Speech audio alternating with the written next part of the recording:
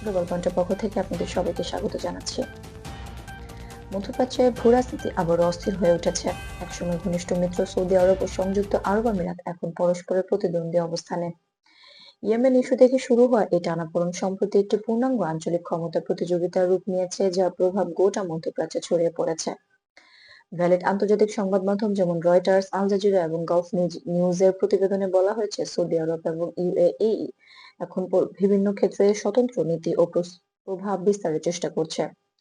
UAE মধ্যপ্রাচ্যে বিনিয়োগ, বাণিজ্য ও প্রযুক্তিতে নিজেদের প্রভাব বাড়াচ্ছে, আর সৌদি আরব ভিশন 2030 প্রকল্পের মাধ্যমে অর্থনীতি, বৈচিত্র্যময় ও আঞ্চলিক নেতৃত্ব প্রতিষ্ঠায় জোর দিচ্ছে। বিশ্লেষকরা মনে করেন, দুই দেশের এই পদক্ষেপ সরাসরি সংঘাতের ইঙ্গিত নয়, বরং রাজনৈতিক ও অর্থনৈতিক প্রভাব প্রদর্শনের মাধ্যমে আঞ্চলিক অবস্থান দৃঢ় করার প্রচেষ্টা। উভয় দেশে আঞ্চলিক নিরাপত্তা ও রাজনৈতিক ভারসাম্য বজায় রাখতে সচেষ্ট, তবে তাদের পদক্ষেপ প্রভাব ফেলছে মধ্যপ্রাচ্যের তেল, বাজার, বিনিয়োগ এবং কূটনৈতিক সম্পর্কের উপর। আন্তর্জাতিক থিঙ্ক ট্যাঙ্কগুলো বলছে, উভয় পক্ষই সরাসরি বড় ধরনের সংঘাতের পথে না গিয়ে পরস্পরের অবস্থান ও প্রভাব মাপযোগ করছে।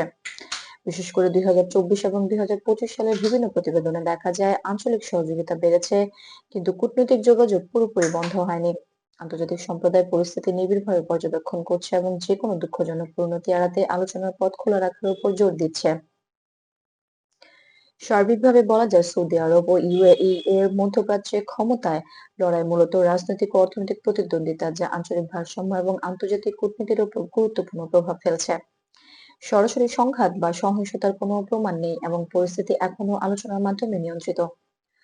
গ্লোবাল পয়েন্টের সঙ্গে থাকার জন্য আপনাদেরকে ধন্যবাদ। বিশ্ব রাজনীতি ও আন্তর্জাতিক নিরাপত্তা বিষয়ক নিরপেক্ষ ও ভেরিফাইড সংবাদ পেতে আমাদের চ্যানেলটি সাবস্ক্রাইব করে সঙ্গেই থাকুন।